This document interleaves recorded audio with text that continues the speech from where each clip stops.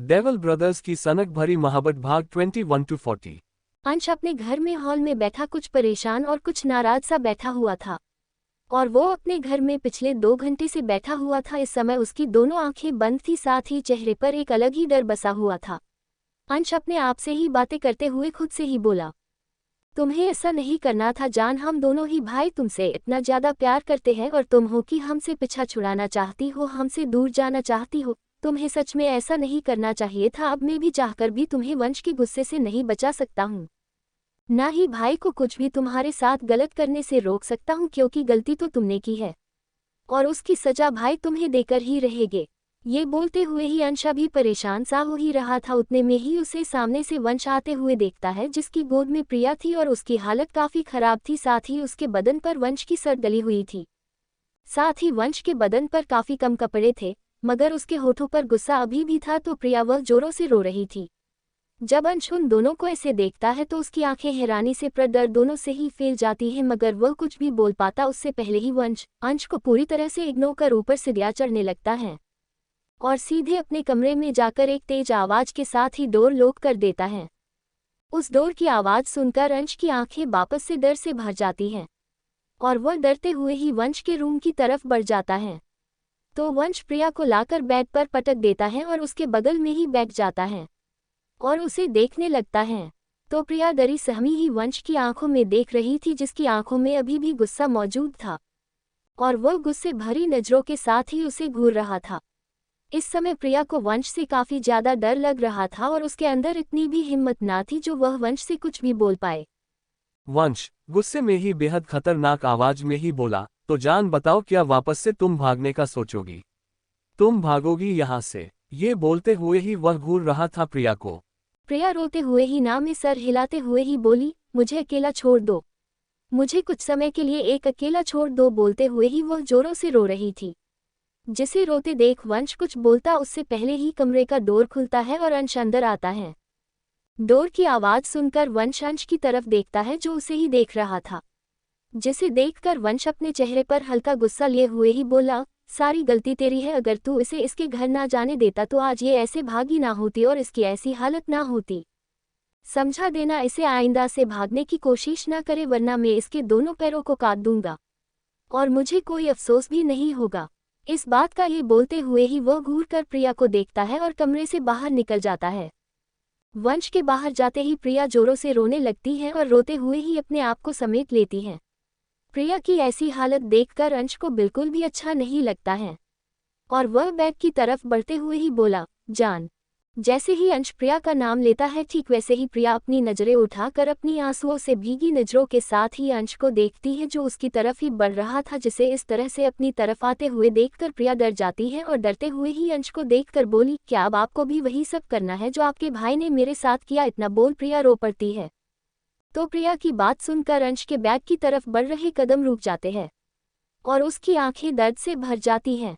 अंश अपनी दर्द भरी आवाज में ही बोला, मैंने तुम पर भरोसा किया था जान, मगर तुमने मेरा भरोसा और दिल दोनों ही तोड़ दिया। तुम्हें ऐसा नहीं करना चाहिए था। ये बोलते हुए ही अंश प्रिया के पास आकर बैठ जाता है।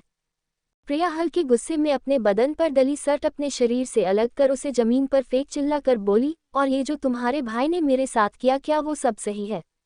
देखो मुझे और बताओ, क्या ये सब सही है? ये बोलते हुए ही प्रिया जोर से तो पड़ती है।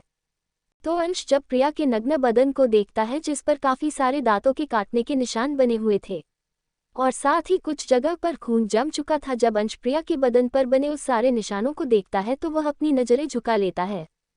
जिसकी झुकी हुई नजरों को देख प्रिया गुस्से में ही चिल्लाकर बोली, क्या हुआ? ऐसे नजरें क्यों फेर लिए? आओ और मुझ पर टूट पड़ो, बिल्कुल वैसे जैसे तुम्हारा भाई मुझ पर टूट पड़ा था, भूखे जानवर की तरह। आओ ना, रुक क्यों गए? अपनी नजरों को उठाओ और करो मेरे साथ वही सब जो उस रात किया था। तुम्हें तो मेरे कपड़े फाड़ने के लिए मेहनत भी नहीं करनी होगी, तो इंतजार किस बात का कर रहे हो? शुरू हो जाओ, आओ नोचो मुझे और खा जाओ। इतना बोल प्रिया जोर से रो पड़ती है। जैसे ही प्रिया अपनी बात खत्म कर रोने लगती है, ठीक वैसे ही अंश अपनी आंखों में नमी लिए प्रिया के करीब जा उसे अपने सीने से लगाकर बोला, प्यार करता हूँ जान, तुमसे बहुत ज्यादा प्यार करता हूँ। इतना बोलकर वह रुक जाता है और कुछ देर शांत रहने के बाद बोला, हाँ, उस दिन मैंने तुम्हारे साथ गलत किया, क्योंकि मैं गुस्से में था, क्योंकि तुमने हमारा प्यार ठुकरा कर किसी और से शादी करने का फैसला जो किया था। इसलिए गुस्से में तुम्हारे साथ में गलत कर बैठा, मगर इसका मतलब ये नहीं हर बार मैं तुम्हारे साथ गलत ही करूँ। मैं पाना चाहता हूँ तुम्हें, मगर तुम्हारी मर्जी के साथ, जोर जबरदस्ती से नहीं। इतना बोलकर अंश शांत हो जाता है। अंश की बात सुनकर प्रिया खुद को अंश की बाहों से दूर कर उसकी आंखों में देखते हुए ही बोली, अगर तुम इतना ही प्यार करते हो मुझसे तो क्यों बांट रहे हो मुझे? अपने भाई के साथ मत बांटो मुझे ऐसे अपने और अपने भाई के बीच में। मुझे ये नहीं बर्दाश्त में दो लोगों की बीवी बनकर रहो। अगर तुम चाहते हो मैं तुम्हें अपने दिल से अपना लूँ और तुम्हारे साथ खुशी से रहूँ तो मुझे अपने भाई से आज़ाद कर दो और मुझे बस अपनी पत्नी बनाकर रखो। मैं खुशी से तुम्हारे साथ रहने के लिए तैयार हूँ, मगर तुम अगर चाहोगे मैं तुम दोनों के साथ रहूं वो भी खुशी से, तो मुझसे ये नहीं हो पाएगा। और मैं वंश के साथ तो बिल्कुल भी नहीं रह सकती हूँ, वो बहुत बुरा है, उसकी वजह से मैं बहुत दर्द में हूँ। इतना बोल वह अंश के गले लगकर रो पड़ती है। अंश प्रिया को अपनी बाहों में भरकर अपनी दोनों आंखों को कसकर बंद कर बोला, ऐसा नहीं हो सकता है प्रिया, मैं चाहकर भी तुम्हें हम दोनों में से किसी एक से आज़ाद नहीं कर सकता हूँ, क्योंकि हम दोनों ही भाई एक दूसरे से प्यार करते हैं और हम दोनों का एक दूसरे के अलावा कोई और है भी नहीं। और हम दोनों अगर एक दूसरे के अलावा किसी और को चाहते हैं तो वह तुम हो। तुम्हारे बगैर हम दोनों में से कोई भी जी नहीं पाएगा, ना ही हम दोनों भाई एक दूसरे के बिना जी पाएंगे। इतना बोलकर अंश शांत हो जाता है और उसकी आंखें आंसुओं से भीग जाती हैं। अंश की बात सुनकर प्रिया कुछ भी नहीं बोलती है, वो बस अंश से अलग होकर बेड पर वैसे ही बिना कपड़ों की लेट जाती है, साथ ही अपनी दोनों आंखों को भी बंद कर लेती है, जिसके ऐसा करने पर अंश भी कुछ नहीं बोलता। वह बस प्रिया के नग्न बदन पर ब्लैंकेट डाल देता है और निराश होकर कमरे से बाहर जाने लगता है, जिसे बाहर जाते हुए देखकर प्रिया उसका एक हाथ पकड़कर बोली, प्लीज मत जाओ वरना तुम्हारा भाई यहाँ पर आ जाएगा। इतना बोल वह आंसू भरी नजरों से अंश को देखती है। अंश समझाते हुए, भाई यहाँ पर नहीं आएंगे, उसकी जिम्मेदारी मेरी है, तुम सो जाओ आराम से, वैसे भी तुम्हें आराम की जरूरत है। इतना बोल वह प्रिया के हाथ से अपना हाथ छुड़ाकर कमरे से बाहर चला जाता है, जिसके वहां से जाते ही प्रिया आंखों में आंसू लिए ही सो जाती है। अंश का रूम। वंश अपने भाई के कमरे में बड़े से काउच पर बैठा ड्रिंक पी रहा होता है। तभी वहां पर अंश हल्के गुस्से में ही आता है और वैसे ही गुस्से में चिल्ला कर बोला, वंश तुमने अच्छा नहीं किया जान के साथ। इतना बोल वह घूर कर वंश को देखने लगता है। वंश बिना भाव के, तो उसे बोलो उसने सही किया हमारे साथ। अंश गहरी सांस लेते हुए, भाई अगर आप चाहते हो जान आपको पसंद करे और दिल से अपना ले तो आप खुद को बदलो, और अगर आप खुद को बदल नहीं सकते तो भूल जाओ जान कभी आपको अपना पाएगी। जैसे ही अंश इस बात को बोलता है ठीक वैसे ही वंश हैरान सा अपने भाई को देखने लगता है। अंश की बात सुनते ही वंश हैरान हो जाता है और उसी हैरानी के साथ बोला, नहीं नहीं मैं जान को खो नहीं सकता हूँ, आखिर वो मोहब्बत है मेरी, मैं उसे भला कैसे खो सकता हूँ? नहीं नहीं मैं उसे खो नहीं सकता हूँ, वो मुझे छोड़कर चली जाए या मुझे नफरत करे, मैं ऐसा नहीं होने दे सकता हूँ। भाई उसे बोलो ना वो मुझसे नफरत ना करे, बोलो ना भाई वो नफरत ना करे मुझे, वंश पागल सा होते हुए ही बोला। अंश वंश को उसके दोनों कंधों से पकड़ जोर से हिलाते हुए ही बोला, भाई शांत, आप शांत हो जाइए सबसे पहले, और आपने जो गलती की है उसे सुधारिए। अगर आप अपनी गलती मानकर सुधर जाते हो और वैसे बन जाते हो जैसे जान चाहती है तो क्या पता जान आपसे प्यार करने लगे और आपके साथ रहना चाहे। आपको खुद को बदलना होगा भाई, आपको खुद को बदलना होगा। ये बोलते हुए ही वह वंश को जोरों से हिला रहा होता है तो वंश भी पागल की तरह बातें करते हुए बोला, ठीक है भाई, जान के लिए सब कुछ कर सकता है ये वंश, जान के लिए किसी की जान ले सकता है तो अपनी जान दे भी सकता है। और जान अगर बोले मैं बदल जाऊँ तो ठीक है मैं बदल जाता हूँ, ठीक है मैं बदल जाता हूँ। ये बोलते हुए ही वह किसी पागल की तरह बर्ताव करने लगता है और वैसे ही पागल की तरह बिहेव करते हुए ही वह ऊपर सीढ़ियों की तरफ बढ़ जाता है। कुछ घंटे बाद प्रिया जब अपनी नींद खत्म कर जागती है तो उसे अब थोड़ा अच्छा फील हो रहा होता है, इसलिए वह बेड से उतर कर कमरे से बाहर जाने का सोचती है। इसलिए वह जब बेड से उठने का सोचती है तभी उसे महसूस होता है जैसे कोई उसे ही देखे जा रहा है, जिसे महसूस कर जब प्रिया अपनी नजरें साइड कर देखती है तो उसके ही बगल में वंश बैठा हुआ था और वह बस एकटक उसे ही अपनी आंखों से देखे जा रहा था बिना पलके झपकाए ही, जिसे वैसे अपने पास देखकर प्रिया हद से ज्यादा डर जाती है और डर की वजह से ही वह जल्दी से बेड के दूसरी तरफ पलटकर बेड पर ही बैठ जाती है और डरते हुए ही वंश को देखने लगती है जिसकी आंखों में आंसू आ रहे थे, जिसे वैसे देखकर प्रिया एकदम हैरान सी रह जाती है और उसे समझ नहीं आता वंश की आंखों में ये आंसू कैसे। ये सोचकर प्रिया अभी हैरान हो ही रही थी उतने में ही प्रिया की नज़र वंश के हाथ पर पड़ती है और जैसे ही प्रिया वंश का हाथ देखती है ठीक वैसे ही उसकी आंखें हैरानी से फैल जाती है और वह वैसे ही हैरानी के साथ डर से चीखी खून खून वंश सर आपके हाथों से खून बह रहा है। ये बोलते हुए ही वह बुरी तरह से डर जाती है और डरते हुए ही वह वंश को देखने लगती है जिसकी आंखों के आंसू बढ़ रहे थे मगर उसके चेहरे पर दर्द नजर नहीं आ रहा था, बस आंसू ही होते हैं। और उसके दोनों हाथों में चाकू होते हैं जिन्हें उसने हथेली में मजबूती से पकड़ रखा था, जिस वजह से उसके हाथों से खून रिस रहा था, जिसे देखकर प्रिया डरते हुए ही वंश को देख बोली, ये क्या कर रहे हो तुम, फेंको उसे, खून बह रहा है तुम्हारा, फेंक दो उस चाकू को। ये बोलते हुए ही वह काफी बुरी तरह से डरी सहमी नजर आती है। वंश अपनी रोनी सी आवाज में बोला, मैंने गलती की है जान, मैंने तुम्हारे साथ गलत किया, मैंने अपनी ही पत्नी के साथ गलत किया, उसका रेप किया, मुझे सजा मिलनी चाहिए जान, मुझे सजा मिलनी चाहिए। इतना बोल वह उस चाकू पर अपनी पकड़ टाइट कर देता है जिस वजह से और ज्यादा खून बहने लगता है, जिसे देखकर प्रिया की आंखों में डर के साथ खौफ भी छा जाता है और वह वैसे ही डर भरी निगाहों से वंश को देखकर बोली, वंश तुम पागल हो गए हो, ये इस तरह से खुद को चोट पहुंचा रहे हो, फेंको उस चाकू को और हाथ में बैंडेज करो, कितना खून बह रहा है तुम्हारे हाथों से। ये बोलते हुए ही वह वंश के हाथों को देखने लगती है। नहीं जान, मैं ये चाकू नहीं फेंकने वाला, मैंने अपने इन्हीं हाथों से तुम्हारे साथ गलत किया है तो इन हाथों को सजा मिलकर रहेगी और जब तक तुम मुझे माफ नहीं कर देती तब तक मैं खुद को कभी भी माफ नहीं करने वाला हूँ, ना ही इस चाकू को फेंकने वाला हूँ।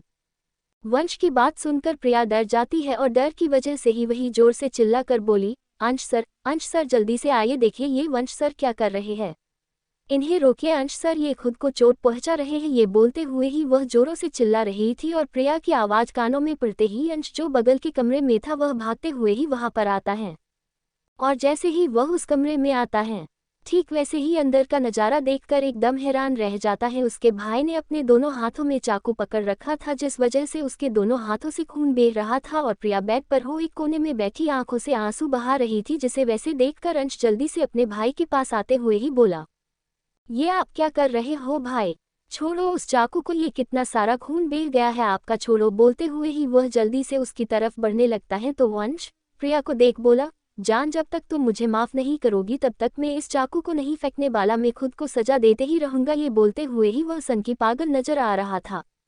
वंश का पागलपन देखकर प्रिया को समझ आ जाता है वंश किसी की बात नहीं सुनेगा, इसलिए वह अपने दोनों हाथों की मुट्ठी भींचकर बोली, ठीक है माफ किया मैंने आपको, अब तो आप उन चाकू को छोड़ दो।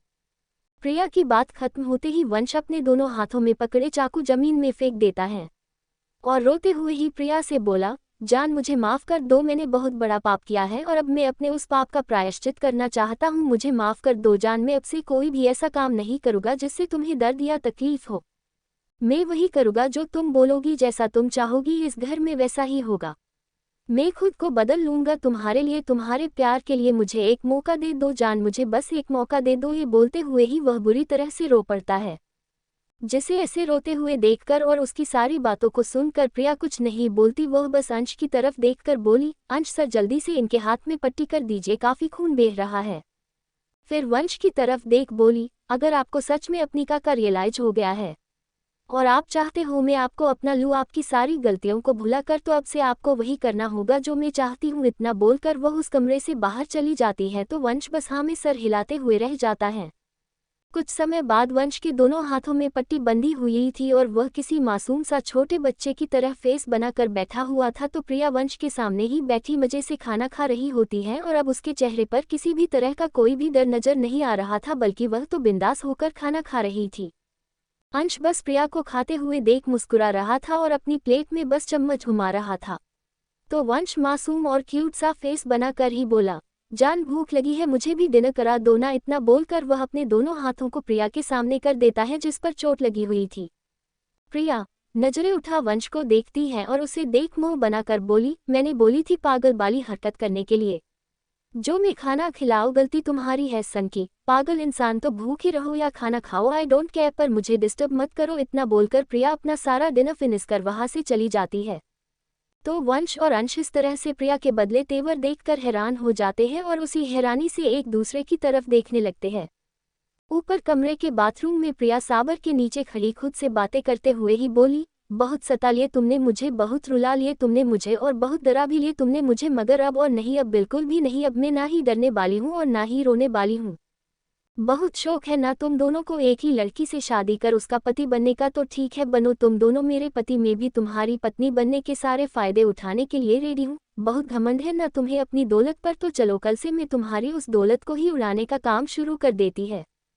अब से मैं तुम्हें इतना ज्यादा परेशान कर दूंगी कि तुम दोनों खुद ही मुझे अपनी जिंदगी से बाहर निकाल कर फेंक दोगे। इतना बोल वह शैतानी मुस्कान मुस्कुराती है और पास रखा बाथरोब पहनकर कमरे से बाहर निकलती है।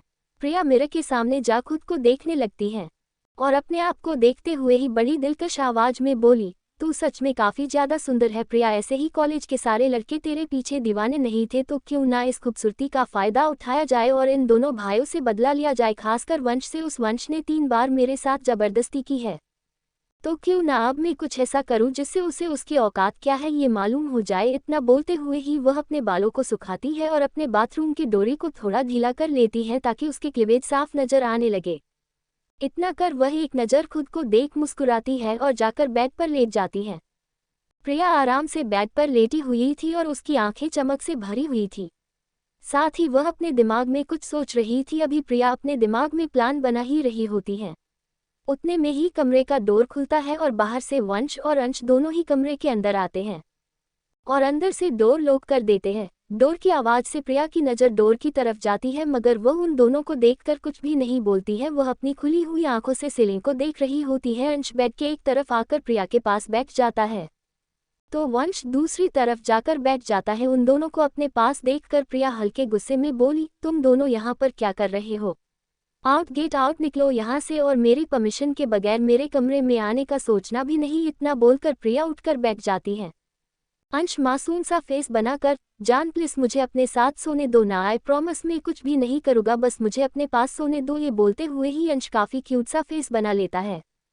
वंश भी मासूम सा फेस बनाकर, जान प्लीज मुझे भी अपने साथ सोने दो ना, मैं भी कुछ नहीं करूँगा, अगर मैंने कुछ किया तो तुम मुझे लात मारकर बेड से नीचे गिरा देना और कमरे से बाहर फेंक देना। वंश भी इनोसेंट बच्चे की तरह बोला। वंश की बात सुनकर प्रिया की आंखें चमक उठती हैं और वो कुछ सोचने का नाटक करते हुए ही बोली, और बट याद रखना अगर किसी ने भी कुछ भी किया तो मैं उसी पल दोनों को बाहर फेंक दूंगी। इतना बोलकर प्रिया वापस बेड पर लेट जाती है तो दोनों भाई भी आज्ञाकारी बच्चे की तरह बात मानकर लेट जाते हैं, मगर उन दोनों में से किसी की भी इतनी हिम्मत नहीं हो रही थी वह प्रिया के करीब जाकर उसे हग भी कर सके, क्योंकि वो जानते थे अगर उन्होंने ऐसा किया तो प्रिया उन्हें सच में लात मार कर बाहर फेंक देंगी।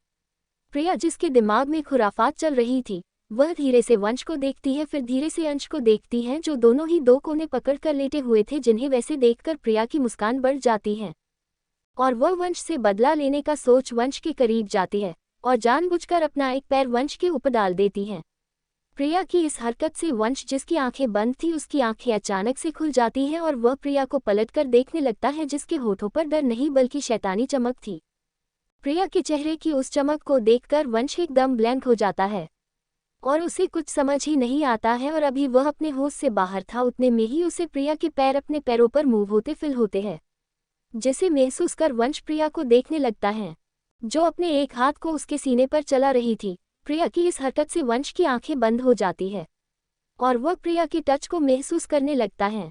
वंश की बंद आंखों को देखकर प्रिया की आंखें गुस्से से भर जाती हैं और वह अपने हाथों को ले जाकर वंश के चेस्ट पर रखती है और उसके चेस्ट पर जोर से पिंच करती है। प्रिया इतनी जोर से पिंच करती है कि वंश की लगभग चीख निकलने ही वाली होती है, मगर वह अपनी उस चीख को निकलने नहीं देता है और प्रिया को हैरानी से देखने लगता है जो अपने होठों पर मुस्कान लिए हुए ही उसकी कमर में अपने नाखूनों को गड़ा रही होती है और उसके हाथ कमर से होते हुए पेंट तक आ गए थे, जिसे महसूस कर वंश अपनी आंखों को छोटी कर प्रिया को देखने लगता है तो प्रिया अभी भी होठों पर मुस्कान लिए हुए ही अपने हाथ को वंश के पेंट पर उसकी सेंसिटिव पॉइंट पर रख रोटेट करने लगती है, जिसकी इस हरकत से वंश के पूरे बदन पर रोंगटे खड़े हो जाते हैं और उसकी बॉडी तुरंत रिएक्ट करने लगती है, जिसे देखकर वंश जल्दी से प्रिया का हाथ अपनी बॉडी से हटाकर बेड से तुरंत नीचे गिर जाता है और जल्दी से खुद ही उठकर कमरे से बाहर निकल जाता है। ये सब कुछ वंश इतनी जल्दी में करता है कि प्रिया की हंसी निकलने ही वाली होती है, मगर वो उस हंसी को कंट्रोल कर लेती है।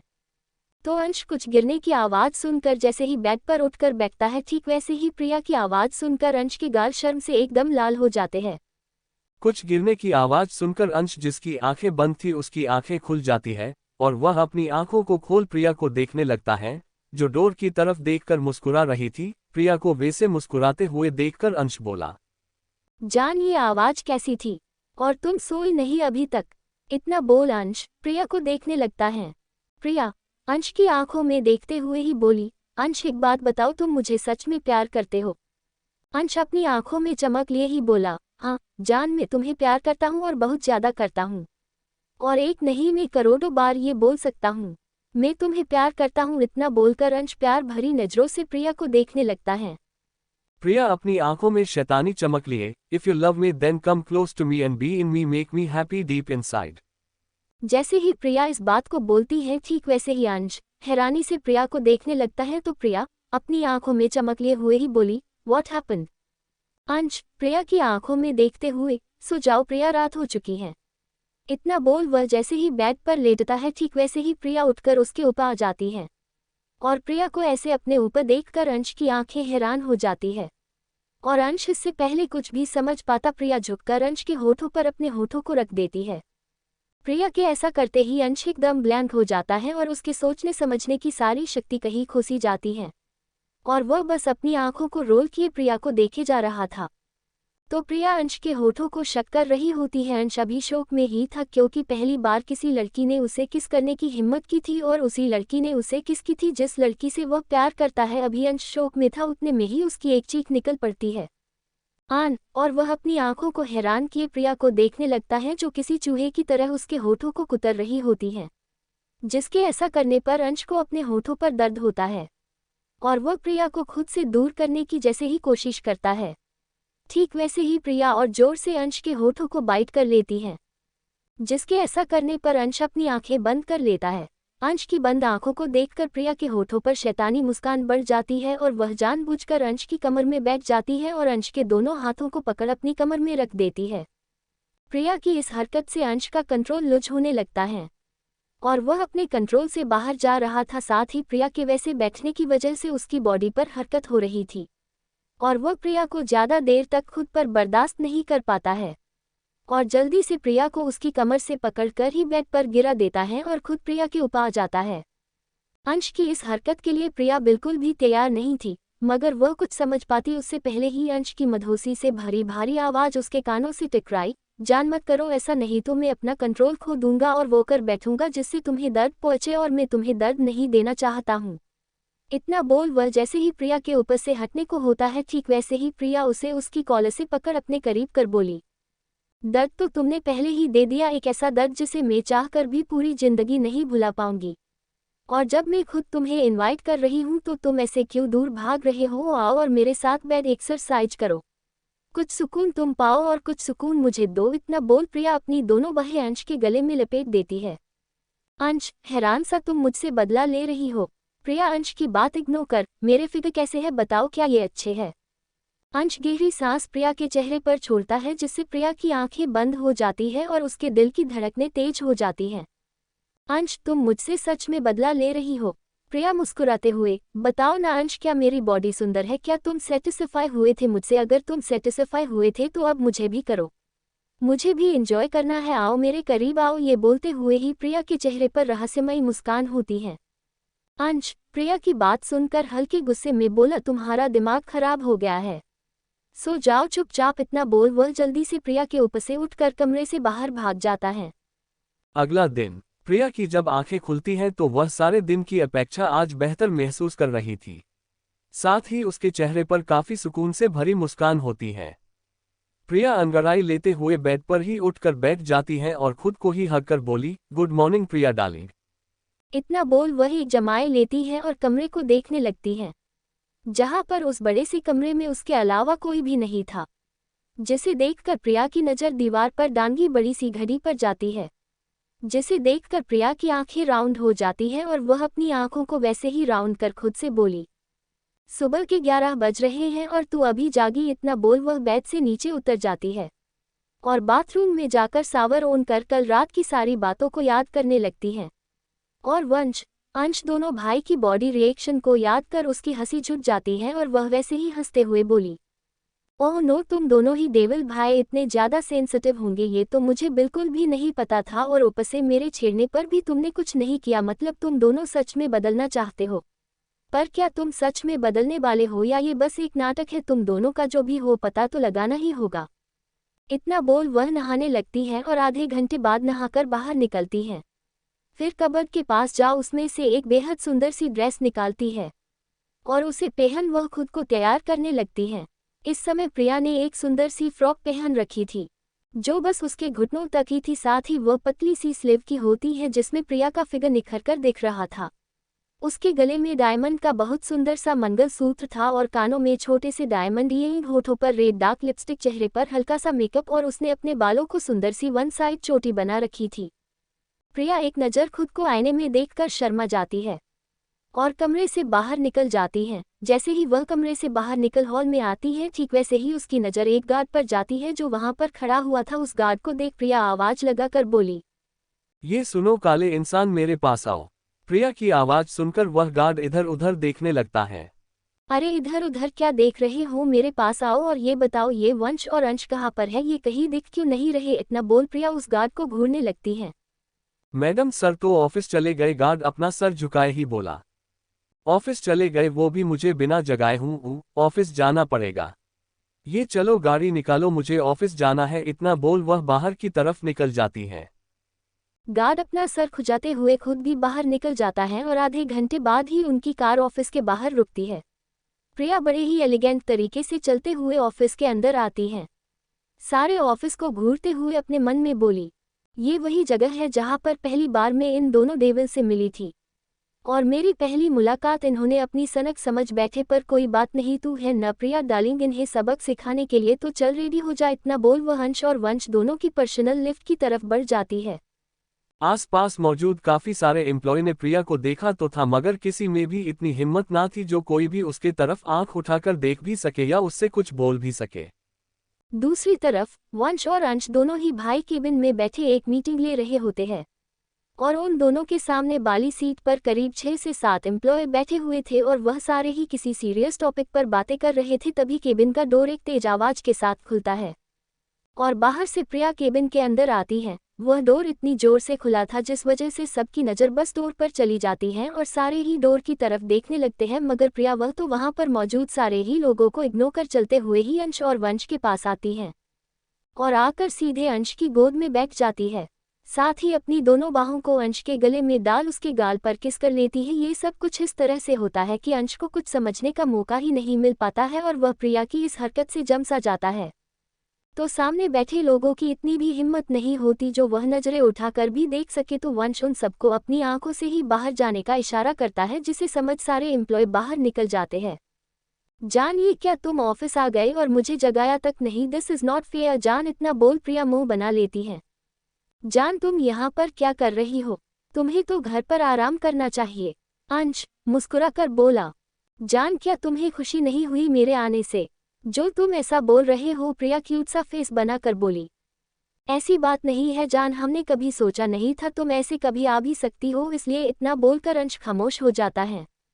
प्रिया अंश की गोद से उतर वंश के पास जाकर उसकी गोद में बैठ जाती है और जानबूझकर उसके कोट की बटन खोलते हुए ही वंश को छेड़ने के इरादे से बोली, मैंने नाश्ता नहीं किया है जान, मगर मुझे काफी जोरों की भूख लगी है, तो क्या मैं अपना मनपसंद नाश्ता कर सकती हूँ। प्रिया बड़ा ही क्यूट सा फेस बनाकर बोली। वंश तो प्रिया के क्यूट से फेस में ही कहीं खोसा गया था और वो वैसे ही खोए हुए अंदाज में बोला, जान तुम जो चाहे वो खा सकती हो, किसी ने तुम्हें नहीं रोका। ठीक है फिर लाओ अपना कार्ड मुझे दो, मैं आज लंच बाहर करूँगी। और लंच ही नहीं, मुझे शॉपिंग भी करनी है, तो क्या मैं शॉपिंग पर जा सकती हूँ। प्रिया बड़ी ही मासूमियत के साथ बोली, हाँ हाँ जान, तुम शॉपिंग क्या जहाँ चाहो वहाँ पर जा सकती हो।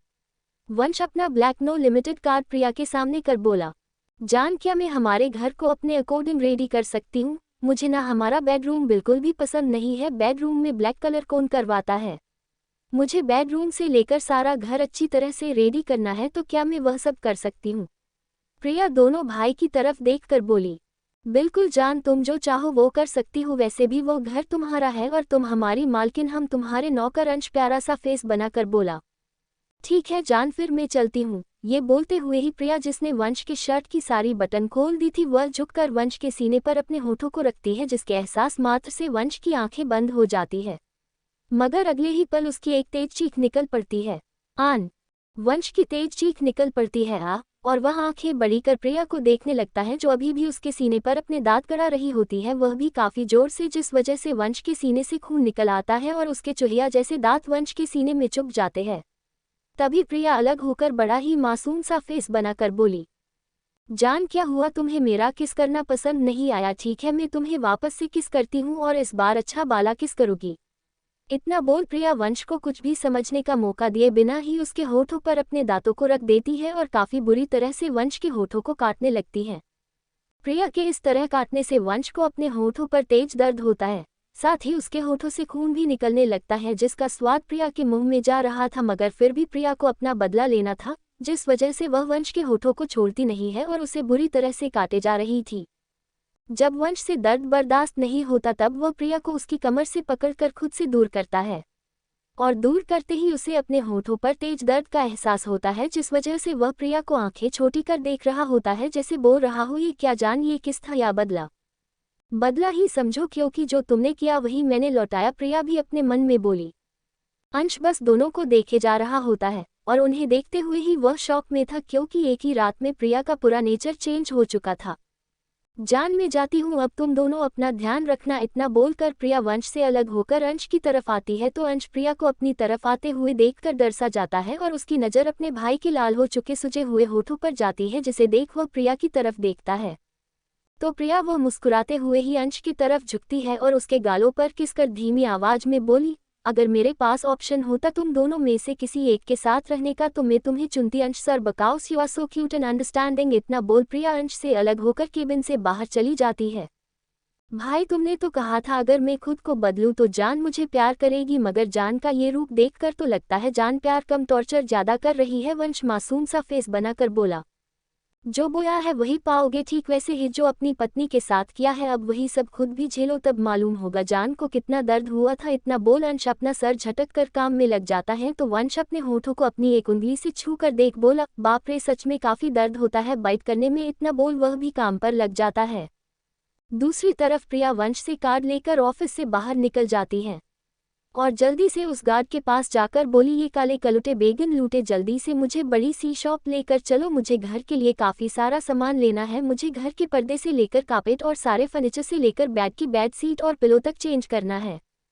साथ ही मुझे उन डेविल के आने से पहले सारे कमरों में पेंट भी करवाने हैं, वो भी 4 घंटे के अंदर। तो जितने लोग लगे उतने बुलवाओ, चाहो तो 100 की जगह 200 को बुलाओ, मगर 5 बजे के पहले ही घर का सारा हुलिया बदल जाना चाहिए। It's my order. इतना बोल प्रिया कार में बैठ जाती है। तो प्रिया की बात सुनकर उस गार्ड का मन करता है वह जोरों से रोए, क्योंकि उसकी लेडी बॉस ने उसे काले कलुटे बेगन लूटे जो कहा था, मगर अफसोस की बात वह रो नहीं सकता था। और कुछ ही देर में वह प्रिया को लेकर एक बड़ी सी शॉप में जाता है। करीब 1 घंटे बाद वंश अपने काम में लगा था, तभी उसके मोबाइल में एक साथ 3 से 4 नोटिफिकेशन आती है, जिसकी आवाज़ सुनकर वह अपना मोबाइल निकाल कर देखता है तो उस पर नोटिफिकेशन थी पैसे डेबिट होने की, जिसमें 50,000, 1 लाख, 5 लाख और भी बड़े बड़े ट्रांजैक्शन की नोटिफिकेशन आती है, जिसे देखकर वंश के होठों पर मुस्कान आ जाती है और वह खुश होकर खुद से ही बोला, चलो फाइनली कोई तो आया जो मेरी मेहनत की कमाई लुटाए। इतना बोल वह वापस से काम करने लगता है और उसके बाद उसके मोबाइल का बजना बंद ही नहीं होता है। पर वंश वह परेशान या उदास होने की जगह खुश हो रहा होता है। रात का समय प्रिया आराम से घर के ही हॉल में बैठी अपने दोनों ही पति के आने का इंतजार कर रही होती है। साथ ही उसने प्लान बना कर रखी थी, अगर उन दोनों में से किसी ने भी उसे कुछ भी बोला तो वह सारा घर सर पर उठा लेंगी और दोनों भाई से नाराज हो जाएगी, ताकि उन्हें और ज्यादा परेशान करे। प्रिया यही सब सोचकर बैठी हुई ही थी, उतने में ही उसके कानों में गाड़ी की आवाज़ सुनाई पड़ती है, जिसे सुनते ही वह मुस्कुरा उठती है और मासूम सा फेस बनाकर सोफे पर ही आंखें बंद कर लेट जाती है। अरे ये क्या भाई, लगता है आज पहली बार हम किसी गलत घर में आ गए। वंश अंदर आते हुए सारे घर को देखकर बोला, हाँ, मुझे भी यही लग रहा है जैसे हम किसी गलत घर में आ गए हैं। मगर 1 मिनट, ये घर तो हमारा ही है, मगर इसका सारा हुलिया कैसे चेंज हो गया? अंश भी सारे घर को देखते हुए बोला, अच्छा भला घर था हमारा सारा ब्लैक एंड वाइट, मगर हमारे इस अच्छे भले घर को जान ने बदल कर रख दिया ऐसा लग रहा है। वंश सारे घर को देखकर बोला, जान क्या तुम सो रही हो? तुम कमरे में जाकर भी तो सो सकती हो ना। अंश प्रिया के पास आते हुए बोला, सोने दो ना जान, सारा दिन घर के कामों को करके मैं थक चुकी हूँ और अब मुझे आराम की जरूरत है। मुझे आराम करने दो ना। ये बोलते हुए ही प्रिया अंश का एक हाथ पकड़कर अपने सीने से लगा लेती है और जानबूझकर सोने का नाटक करती है। मगर प्रिया की इस हरकत से अंश तो अपनी जगह पर ही जम सा जाता है और वह बस प्रिया को देखने लगता है, जो आराम से सो रही थी। उसके एक हाथ को अपने सीने से लगाकर जिसे देखकर अंश धीरे से अपना हाथ अलग कर लेता है और सारे घर को देखता है, जो वाकई में काफी ज्यादा खूबसूरत लग रहा था। ऐसा नहीं था उनका घर सुंदर नहीं था, बल्कि उनका घर बेहद खूबसूरत था। यहाँ तक सजावट में लगा छोटा सा सामान भी लाखों रुपयों का था और बेशकीमती अलग। मगर आज उनकी बीबी ने उनका घर सच में घर की तरह बना कर रखा था। प्रिया ने वहां पर मौजूद हर एक सामान को चेंज कर सब कुछ अपनी पसंद का किया था, यहाँ तक दीवार पर लगा पेंट भी सब कुछ जिसे देखकर अंश हल्का सा मुस्कुराते हुए ही बोला, घर तो बड़ा सुंदर लग रहा है जान। क्या सच में घर सुंदर लग रहा है? प्रिया सोफे पर ही उठकर बैठते हुए बोली। हाँ, घर तो सुंदर लग रहा है, मगर बेडरूम का क्या किया तुमने ये तो जाकर ही पता चलेगा। इतना बोल वंश अपने कमरे में चला जाता है।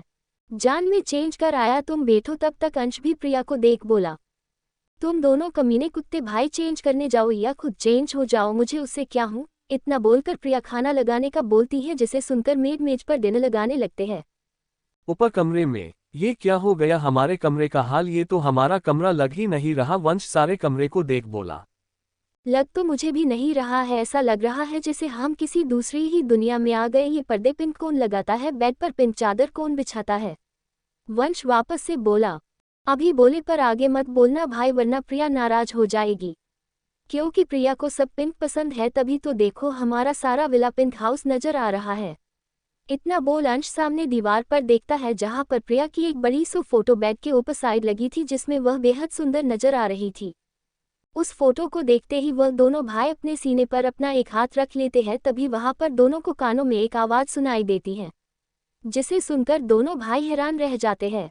हेलो दोस्तों, अगर आप सभी इसके आगे के भाग सुनना चाहते हो तो मेरे YouTube चैनल पर जाकर सुन सकते हो। मेरे चैनल का नाम रेशमी की हिंदी कहानियाँ है और इसकी ही तरह एक और दूसरी स्टोरी भी मेरे चैनल पर है, जिसका नाम डेविल्स क्यूट लिटिल वाइफ है। आप सब जाकर एक बार सुन जरूर लेना। क्या कहा तुम दोनों ने? मैंने इस घर को पिंक हाउस में बदल दिया और मैंने इस अच्छे भले घर को कबाड़ खाना बना दिया। प्रिया बेहद गुस्से में ही वहां पर आकर इस बात को बोली। जैसे ही दोनों भाई प्रिया की इस बात को सुनते हैं, दोनों ही एकदम हैरान रह जाते हैं और हैरानी के साथ ही एक दूसरे को देखने लगते हैं, जैसे बोल रहे हो बेशक उन्होंने इस घर को पिंक हाउस बोला, मगर कबाड़ खाना ये तो उन्होंने सोचा भी नहीं, तो बोलने की फिर बात ही अलग है। उन दोनों को ऐसे खामोश देखकर प्रिया को मौका मिल जाता है दोनों को परेशान करने का और एक मौका ढूंढने का, जिससे वो इन दोनों को छोड़कर जा सके यहाँ से। यही सब सोचकर प्रिया अंदर ही अंदर मुस्कुराए और बाहर से नाराजगी जाहिर करते हुए ही बोली, तुम दोनों की हिम्मत भी कैसे हुई मेरी इतनी सारी मेहनत को बकवास बोलने की? तुम दोनों ने मेरी सारी मेहनत को एक पल में ही बर्बाद कर दिया। जाओ, अब मुझे तुमसे कोई बात ही नहीं करनी है। निकल जाओ इस कमरे और लौटकर वापस इस कमरे में नहीं आना, ना ही मुझे अपनी शकल दिखाना। मुझे तो अब खाना भी नहीं खाना है, मेरी सारी भूख ही मर गई तुम दोनों की वजह से। प्रिया ये सब ऐसे बोली जैसे वो सच में काफी ज्यादा गुस्सा हो। जैसे ही अंश और वंश प्रिया की बातों को सुनते हैं, उन्हें समझ नहीं आता है प्रिया ऐसे क्यों मुंह फुला रही है, और उन्होंने तो ऐसा कुछ भी नहीं बोला जो प्रिया बोले और सोचे जा रही हैं। अंश अपने मन में बोला, जिसका डर था वही हुआ, अब जान नाराज हो गई है और उसे मनाना पड़ेगा। जान सच में हमने कुछ भी नहीं बोला, तुम हमें गलत समझ रही हो।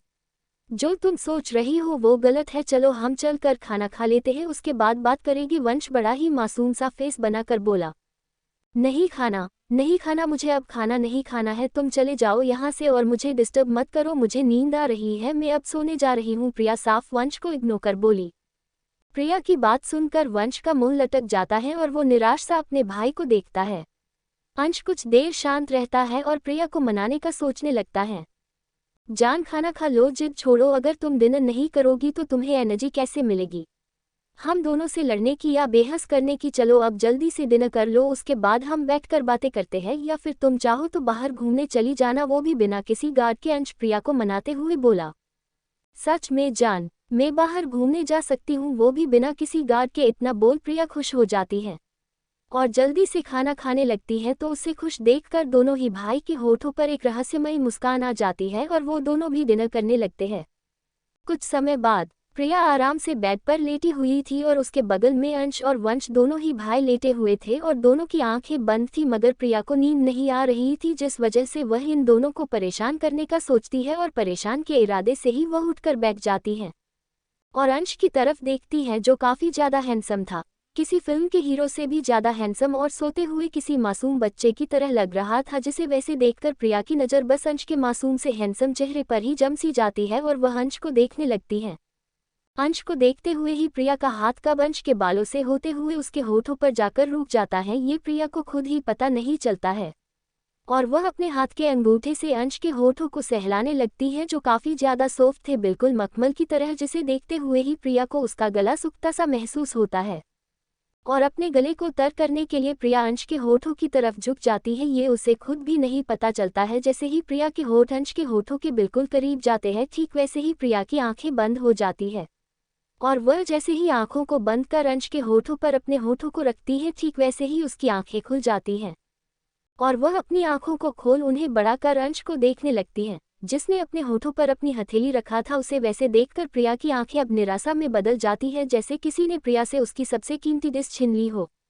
प्रिया के होठ अब भी अंश के हाथ पर थे, तो अंश अपनी खुली हुई आंखों से प्रिया को देख रहा था और उसे देखते हुए ही अंश धीरे से अपना एक हाथ प्रिया की कमर में डाल उसे पलट देता है। साथ ही अब अंश प्रिया के ऊपर था और प्रिया अंश के नीचे। इस नज़ारे को देखकर प्रिया की आंखें बड़ी बड़ी हो जाती हैं। जैसे ही अंश प्रिया को पलटकर अपने नीचे करता है और अपना हाथ प्रिया के होठों से अलग करता है, ठीक वैसे ही प्रिया हल्का सा चिढ़ते हुए ही बोली, ये सब क्या है? क्या तुम मेरा फायदा उठाना चाह रही थी? अंश उल्टा सवाल करते हुए बोला।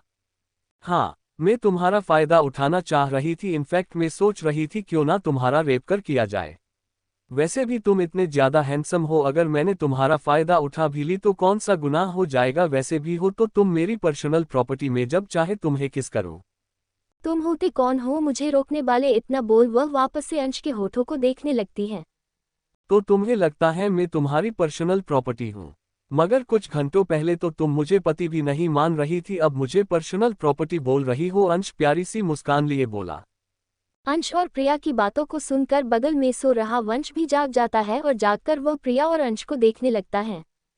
हाँ, मैं नहीं मान रही थी तुम्हें पति, मगर मैंने अपना इरादा बदल किया। तुम काफी हैंडसम हो और तुम्हारा भाई भी काफी हैंडसम है। अगर मैं सड़क पर तुम दोनों के साथ निकले तो सारा अटेंशन मुझे मिलेगा और लड़कियां मुझसे जलेगी, क्योंकि तुम और तुम्हारे भाई, इनफैक्ट तुम दोनों ही भाई के साथ रोमांस करने वाली मैं एक अकेली लड़की जो रहोगी, जो इतने हैंडसम और रिच बेवकूफ़ों के साथ रोमांस ही नहीं उन पर अपना ऑर्डर भी देगी। इतना बोलकर प्रिया शांत होकर अंश के होठों को देखने लगती है, तो प्रिया की बात सुनकर अंश के होठों पर मुस्कान आ जाती है और वह प्रिया का माथा चूम उससे दूर हो जाता है। प्रिया वापस से निराश होकर एक नज़र अंश को देखती है जो होठों पर मुस्कान लिए बेड पर लेटा था। फिर वह वंश की तरफ देखती है जो कंफ्यूज सा दोनों को देख रहा था। वंश को वैसे देख प्रिया की आंखें चमक उठती हैं और वह वंश को शैतानी चमक लिए देखने लगती है। तो वंश कुछ समझ पाता उससे पहले ही प्रिया वंश को जोर का धक्का देकर बेड पर गिरा देती है और जल्दी से वंश के ऊपर चढ़कर बैठ जाती है। साथ ही उसके होठों पर अपने होठों को रखकर वापस से काफी बुरी तरह से उसके होठों को कतरने लगती है, जिसके ऐसा करते ही वंश को काफी तेज दर्द होता है और वह झट से प्रिया को खुद से दूर कर देता है। मगर जैसे ही वंश प्रिया को खुद से दूर करता है, ठीक वैसे ही प्रिया एक जोर का थप्पड़ वंश की गाल पर जड़ जोरों से चिल्लाई, तुम्हारी इतनी हिम्मत जो तुम मुझे मना करो? खुद को समझते क्या हो तुम, जो मुझे ऐसे खुद से दूर कर रहे हो? जब तुम मेरा रेप करो तो सही है और अगर वही मैं तुम्हारे साथ करूं तो गलत, मगर मेरी बात कान खोल कर सुन लो। जबरदस्ती शादी की है तुम दोनों ने मुझसे, और जब जबरदस्ती शादी की ही है तो बनकर रहो मेरे गुलाम, और मेरे गुलाम नहीं बन सकते तो निकल जाओ इस कमरे से और वापस से मुझे अपनी ये गंदी सी वाहियात शकल मत दिखाना। प्रिया गुस्से से कहते हुए बोली। प्रिया के इस तरह थप्पड़ मारने और चिल्लाने से वंश की आंखें गुस्से से एकदम लाल हो जाती हैं, मगर जैसे ही उसे होश आता है जिस लड़की ने उसे मारी वो उसका प्यार है, ये याद आते ही उसका गुस्सा गायब हो जाता है और वह लाचारी नजरों से प्रिया को देखने लगता है।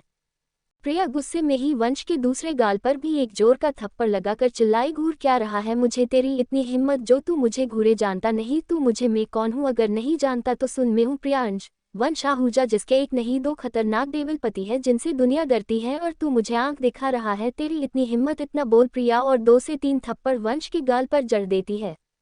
तो प्रिया की इस हरकत से वंश की आंखें वापस से गुस्से में एकदम लाल हो जाती हैं। जिसे देखकर तो प्रिया का बदन अंदर तक कांप जाता है। और जैसे ही वह कुछ बोलने को होती है, ठीक वैसे ही एक तेज तड़ाक की आवाज़ उस कमरे में गूंज जाती है और प्रिया की आंखें डर से भर जाती हैं।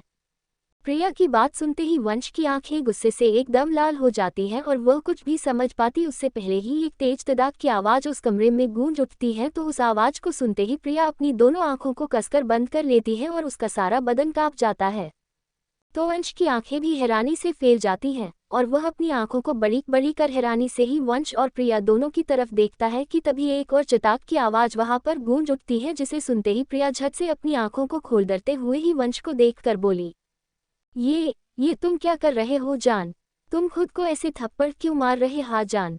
प्रिया काफी बुरी तरह से डरते हुए है वंश को देख बोली, जो किसी पागल संकी इंसान की तरह अपने ही दोनों हाथों से अपने गालों पर थप्पड़ मारे जा रहा था। जैसे वैसे खुद को थप्पड़ मारते हुए देखकर प्रिया और अंश दोनों है डर जाते हैं।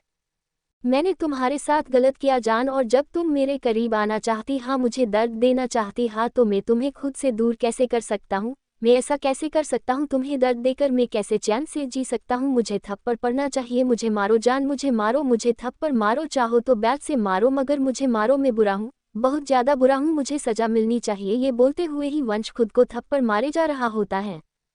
वंश को ऐसे देख प्रिया डर जाती है और जल्दी से वंश के ऊपर से नीचे उतर वंश का हाथ पकड़ उसे देख चिल्लाई, बस करो वंश, बस करो, और कितना थप्पड़ मारोगे? खुद को पागल हा गए हो या दिमाग खराब हो गया है तुम्हारा, जो तुम ऐसे पागलों की तरह खुद को थप्पड़ मारे जा रहे हो? बंद करो ये सब। इतना बोल वह रोने लगती है। भाई स्टॉप इट, ये सब क्या है? आप क्यों इस तरह खुद को थप्पड़ मारे जा रहे हो? मुझे मारो जान, मुझे मारो, मुझे और थप्पड़ मारो, मैंने तुम्हारे साथ गलत किया, तुम्हें दर्द दिया, तुम्हारी इज्जत के साथ खेला, मैंने बहुत बुरा किया जान, मैंने सच में काफ़ी बुरा किया और मुझे सज़ा मिलनी चाहिए, मुझे सज़ा मिलनी चाहिए, मारो तुम मारो मुझे। वंश प्रिया के दोनों हाथों को पकड़ जबरदस्ती उसके हाथों से खुद को थप्पड़ मारे जा रहा होता है। इस समय वंश सच में किसी संकी की तरह है नजर आ रहा था, जिसे देखकर प्रिया को वंश से काफी ज्यादा डर लग रहा था और वो वंश से अपने दोनों हाथों को छुड़ा बगल टेबल पर रखा पानी का जग उठा सारा पानी वंश के ऊपर फेंक जोर से बोली, जस्ट शट अप जान, मैंने कहा बंद करो ये पागलपंती हरकतें, मुझे तुमसे डर लग रहा है। इतना बोल वह रोने लगती है। तो प्रिया के पानी डालते ही वंश को होश आता है, मगर वह अपनी आंखों में आंसू लिए प्रिया को देखकर वापस से रोते हुए है बोला, आई एम सॉरी जान, आई एम सॉरी, मैंने तुम्हें डरा दिया, आई एम सॉरी, मैं अब कभी भी ऐसा नहीं करूँगा, मुझे माफ़ कर दो जान, मुझे माफ़ कर डॉक्टर। ये बोलते हुए ही वंश जोरों से रोने लगता है। तो प्रिया वह वंश की इस हरकत को देखकर शौक होती है, क्योंकि वंश पागल की तरह हो रहा था, जिस वजह से प्रिया को समझ नहीं आ रहा था वह करे तो क्या करे। जब उसे कुछ भी समझ नहीं आता तो वह लाचारी के साथ ही अंश की तरफ देखकर बोली, जान शांत करवाओ ना, वंश को पता नहीं क्यों मगर ये पागल की तरह बिहेव कर रहा है, मुझे इससे डर लग रहा है, मुझे सच में इससे डर लग रहा है। ये बोलते हुए है वह रोने लगती है। शांत हो जाओ प्रिया, तुम रोना बंद करो, मैं भाई से बात करता हूँ। इतना बोलकर वह वंश की तरफ देखता है जो अभी भी रो रहा था, जिसे रोते देखकर जैसे ही अंश कुछ बोलने को होता है, ठीक वैसे ही प्रिया धीरे से वंश के करीब जाकर उसे हक कर लेती है, जिसकी इस हरकत से वंश एकदम हैरान रह जाता है और उसी हैरानी में वह बस जमकर प्रिया को देखने लगता है।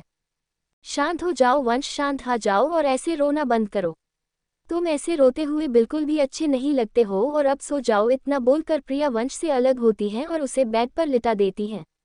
तो वंश भी अपनी आंखों को बंद कर लेता है। जान तुम भी सो जाओ, प्रिया अंश की तरफ देखते हुए है बोली, और खुद भी सो जाती है। तो अंश भी अपनी जगह पर सो जाता है। वंश का साइड पानी से गिला हो चुका था, मगर फिर भी वो उसी गिले साइड है सोता है, जिसे देखकर प्रिया अंश के करीब जाकर उससे लिप्ट वंश को अपने पास आने का इशारा करती है और खुद आंखें बंद कर सो जाती है। प्रिया के सोते हैं वंश अपनी आंखों को खोल प्रिया को देखता है जो सो चुकी थी। प्रिया को देख वंश की आंखों में एक अलग सी चमक आ जाती है और वंश अपने सनकी अंदाज में प्रिया को निहारते हुए ही बोला, इश्क नहीं जुनून है तू मेरा, हद से ज्यादा चाहा तुझे। वो सनकी प्यार है मेरा, ऐसे कैसे तुझे खुद से दूर जाने दूं मेरी जान तो तू है, मेरे हर अरमा भी तू है, और इस सनकी की सनक से भरी मोहब्बत भी तू है। जिया बागडे। इतना बोल वह झुककर प्रिया के होठों को अपने होठों से छू लेता है और उसकी कमर में अपनी बाह डालकर सो जाता है। तो अंश अपने भाई के रिएक्शन को देखकर दंग रह जाता है, मगर वो कुछ बोलता नहीं है, बल्कि वह भी बस प्रिया की कमर में अपनी एक बाह डालकर सो जाता है। अगली सुबह प्रिया तैयार होकर हॉल में बैठी हुई थी और वह अंश वंश दोनों के आने का इंतजार कर रही थी, क्योंकि अंश ने रात में उससे कहा था वो जहाँ चाहे वहाँ जा सकती है घूमने के लिए, जिस वजह से प्रिया सुबह जल्दी ही तैयार होकर हाल में आ जाती है और दोनों के आने का इंतजार करने लगती है। साथ ही उसके दिमाग में कुछ प्लान भी बन रहा था दोनों भाई को परेशान करने का, जिस वजह से वो अपने दिमाग में एक प्लान तैयार करती हैं दोनों ही भाई को सबक सिखाने का। यही सब सोचकर वो अभी खुश हो ही रही थी, उतने में ही वहाँ पर अंश वंश दोनों भाई आ जाते हैं, जिन्हें देखकर प्रिया खुश होते हुए ही बोली, चलो चलते हैं। इतना बोल वह घर से बाहर निकल जाती है तो दोनों ही भाई एक नज़र एक दूसरे को देखते हैं और प्रिया के पीछे निकल जाते हैं, बिल्कुल ऐसे जैसे वह दोनों ही कोई पालतू कुत्ते हो। अगर उन दोनों को कोई ऐसे देख ले तो उन्हें अपनी आंखों पर यकीन ही ना हो, क्योंकि ये दोनों ही डेविल जिन्होंने आज तक कभी किसी लड़की की तरह नजरें उठाकर नहीं देखी, वही एक लड़की के पीछे पालतू कुत्ते की तरह चल रहे थे। यहाँ तक जिस लड़की ने भी इनके करीब आने की कोशिश की, इन दोनों ने उस लड़की को सीधे स्वर्ग भेज दिया, जिस वजह से सारे शहर की लड़की दोनों से डरती हैं और सभी इन्हें डेविल ब्रॉथर के नाम से पुकारता तो कोई सनकी ब्रॉथर के नाम से, मगर किसी में इतनी हिम्मत नहीं जो इनके सामने ही कुछ बोल पाए। प्रिया, अंश और वंश तीनों ही कार में बैठे हुए थे और प्रिया दोनों भाई को अपनी बकवास बातें सुना रही थी। तभी उनकी कार एक छोटे से रेस्टोरेंट के बाहर आकर रुकती है, जिसे देखते ही प्रिया झट से कार से बाहर निकल जाती है और उस रेस्टोरेंट के अंदर चली जाती है, जो काफ़ी ज़्यादा छोटा था और वो प्रिया के कॉलेज के सामने ही बना हुआ था, जिसे देखकर अंश और वंश दोनों ही भाई का मुंह बन जाता है। वंश मुंह बनाते हुए, ये तो कितनी हाइजेनिक जगह है, जान को ऐसी जगह पर नाश्ता करना पसंद है। वेरी बैड भाई, इतना बोल वह आंखों में चश्मा चढ़ा अंदर जाने लगता है।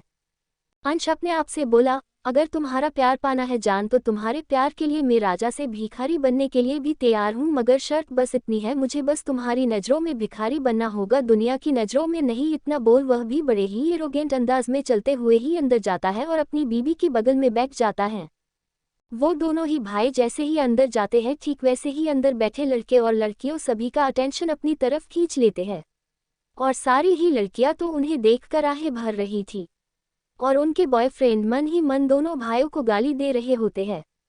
जब प्रिया की नज़र वहां पर मौजूद लड़कियों पर पड़ती है, जो सारी ही उसके दोनों पतियों को घूर रही थी, जिन्हें देखकर प्रिया को पता नहीं क्यों मगर उन लड़कियों का घूरना बिल्कुल भी पसंद नहीं आता है और उसका चेहरा गुस्से से एकदम लाल हो जाता है, जिसे वैसे देखकर वंश और अंश दोनों के चेहरे पर इविल मुस्कान आ जाती है और उन्हें ये देखकर काफ़ी खुशी हो रही थी कि उनकी बीवी को उन लड़कियों से जलन हो रही थी जो उन्हें घूर रहे थे। सर मैडम आपके समोसे, बैटर वहां पर आकर 3 समोसे की प्लेट वहां पर रखकर बोला। उस बैटर की आवाज़ से वो तीनों होश में आते हैं और अपने सामने रखी प्लेट को देखते हैं। प्रिया तो समोसा देखकर ही काफ़ी ज़्यादा खुश हो जाती है, मगर दोनों भाई का अंदर से मुंह बन जाता है, मगर वह बाहर से शो नहीं होने देते हैं और प्रिया को देखने लगते हैं, जो समोसा का एक टुकड़ा तोड़कर उसे चटनी लगा रही थी, जिसे देखकर अंश भी वही करता है और जानवी वो जैसे ही उस टुकड़े को अपने मुंह में डालने वाली होती है, ठीक वैसे ही उसे एक लड़की की आवाज़ सुनाई देती है, जो अपनी दोस्त से बोली, कितने हॉट है ये यार और कितने ज़्यादा हैंडसम भी, मैंने आज तक इन दोनों से हैंडसम लड़के नहीं देखी, ये दोनों ही काफ़ी हैंडसम है यार। ये बोलते हुए ही वह आहें भरने लगती है। दूसरी लड़की, इनके फिजिक्स देखी है तूने, कमाल के होंगे यार, जब इनकी हाइट ही इतनी परफेक्ट है तो फिजिक्स भी कमाल के होंगे, काश में इन दोनों में से किसी एक की गर्लफ्रेंड होती तो कसम से यार बेड में मजा ही आ जाता। ये बोल वह भी आहें भरने लगती हैं। ठीक वैसे ही वहां पर मौजूद सारी ही लड़कियां आपस में बातें कर रही होती हैं, जिन्हें ऐसे बातें करते हुए देखकर प्रिया का हाथ अपनी जगह पर ही रुक जाता है और उसकी आंखें उन सबकी बात सुन सुनकर गुस्से से भर जाती है। तो उन लड़कियों की बात सुनकर तो दोनों डेविल भाई का मन कर रहा था वो अभी की अभी सबकी जान ले ले, मगर जब दोनों प्रिया को जलते देखते हैं तो उनका गुस्सा कम हो जाता है और वो प्रिया के एक्शन का इंतजार करने लगते हैं। तो प्रिया, जिससे सबकी बातें बर्दाश्त नहीं हो रही थी और उसका गुस्सा अब आसमान छूने को था, वह उसी गुस्से में आकर टेबल पर रखा पानी का जग उठाती है और गुस्से में ही जाकर उन 2 लड़की के चेहरे पर झपाक की आवाज़ के साथ ही फेंक देती है।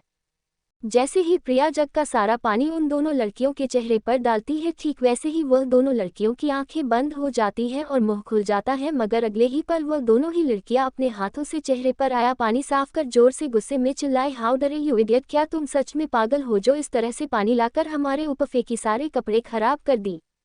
तदाक उस लड़की ने इतना बोली ही थी, उतने में ही एक तदाक की आवाज़ वहां पर गूंज जाती है और उन दोनों में से एक लड़की अपने चेहरे पर अपना एक हाथ रख लेती है तो दूसरी अपने मुंह पर अपने दोनों हाथों को रख लेती है। तो दूसरी लड़की गुस्से में ही अपने गाल पर अपना एक हाथ रख बोली, तेरी इतनी हिम्मत जो तू मुझ पर पहले पानी फेंके और बाद में थप्पड़ लगाए। रुक, मैं तुझे अभी बताती हूँ त। इतना बोलकर जैसे ही वह लड़की प्रिया पर हाथ उठाने वाली होती है, ठीक वैसे ही प्रिया बीच में ही उसका हाथ पकड़ उसके दूसरे गाल पर थप्पड़ लगा जोर से चिल्लाई, तेरी हिम्मत कैसे हुई मेरे ही सामने मेरे पति के फिजिक्स के बारे में बात करने की और उस पर अपनी गंदी नज़र डालने की? तू होती कौन है मेरे पति पर ऐसे गंदे कमेंट करने वाली? अगर हवस की इतनी ही भूख है तेरे अंदर तो जाकर मिटा ले किसी और से अपनी हवस, ऐसे दूसरे के पतियों पर नज़र मत डाल। पर प्रिया काफ़ी जोर से चिल्लाकर बोली।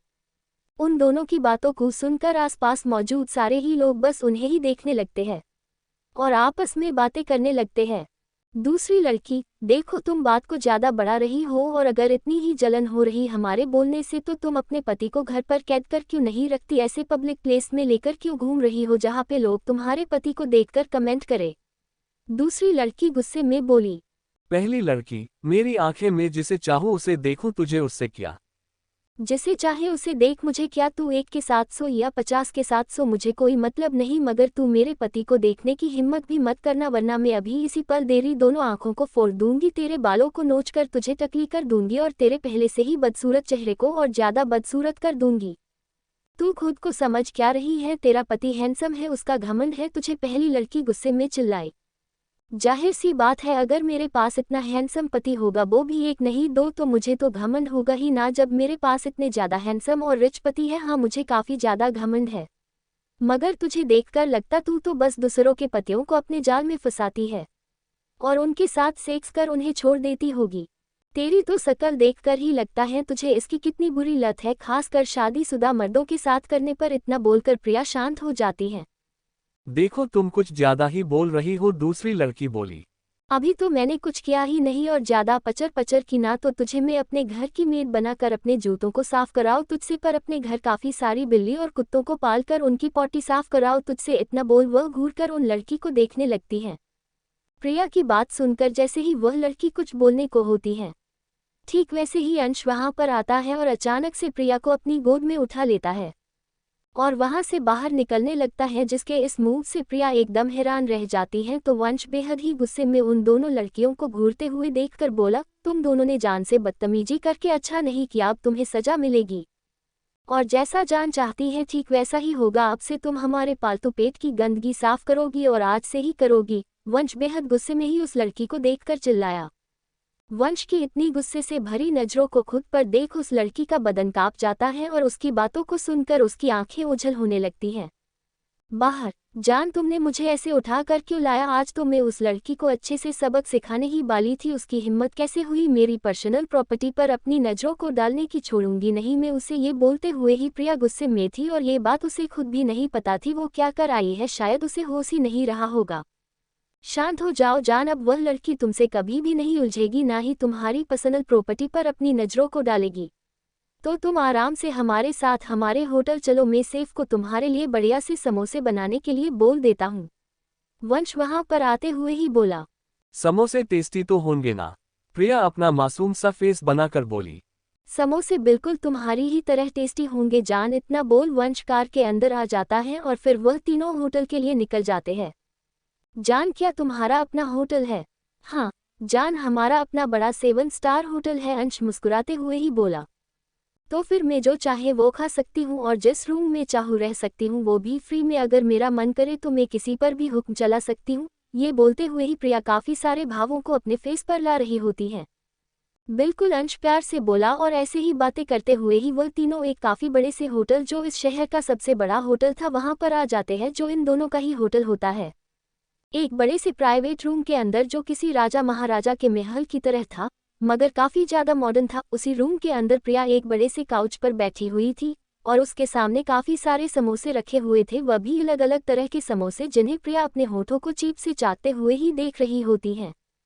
तो अंश और वंश दोनों के ही फेस पर प्रिया को खुश देखकर प्यारी सी मुस्कान होती है और वह दोनों अपने सामने रखे अपने घास फूस वाले खाने को देख रहे होते हैं और उसे देख कि वह खाने लगते हैं। तो प्रिया भी उस समोसे को खाते ही अपनी दोनों आंखों को बंद कर ही बोली, वो बड़े ही टेस्टी है ये समोसे, इतने टेस्टी तो कॉलेज की कैंटीन में बने समोसे भी नहीं होते हैं, जितने टेस्टी ये है, सच में मजा ही आ गया अब तो। ये बोलते हुए ही वह अपनी आंखों को खोलती है और अपना ही जुटा समोसा वंश के सामने कर बोली, जान लो, खाकर देखो कितना टेस्टी है। इतना बोल वो अपना मुंह से बाइट किया समोसा वंश को देकर दूसरा समोसा उठाती है और उसे भी एक बाइट खाकर अंश को दे देती है।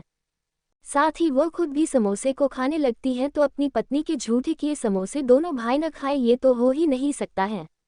वह दोनों ही पूरा समोसा खा लेते हैं और ऐसे ही तीनों का नाश्ता हो जाता है लंच के टाइम पर, जिसके बाद प्रिया को काफ़ी बोरिंग लगने लगता है, जिस वजह से प्रिया अपने दोनों ही पति को देखकर बोली, जान चलो कोई मूवी देखते हैं, वैसे भी ऑफिस तो तुम्हें जाना नहीं है, इसलिए हम बेडरूम में चलकर मूवी देख लेते हैं। इतना बोल वह खुद बेडरूम की तरफ बढ़ जाती है तो दोनों भाई एक नज़र वापस से एक दूसरे को देखते हैं और बेडरूम की तरफ बढ़ जाते हैं।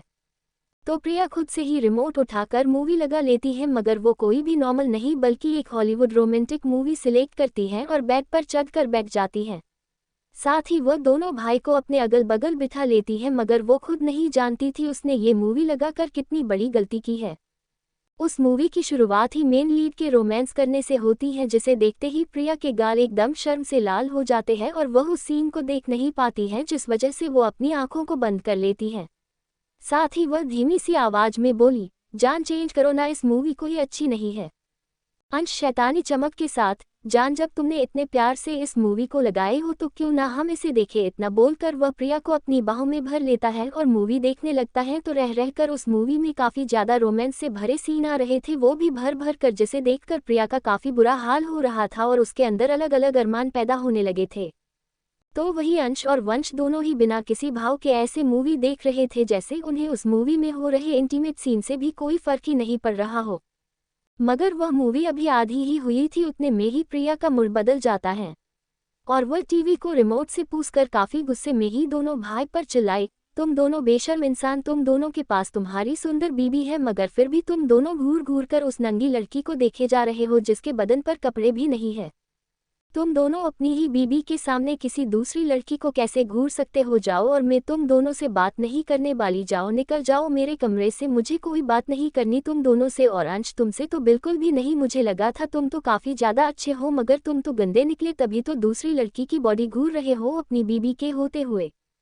क्या मैं सुंदर जवान नहीं, क्या मेरे पास सुंदर फिगर नहीं जो तुम दोनों उस फिरंगी को घूर रहे हो। इतना बोल प्रिया दोनों ही भाई को बेड से धक्का देकर नीचे गिरा देती है और अपना मुंह फुलाकर औंधे मुंह लेट जाती हैं।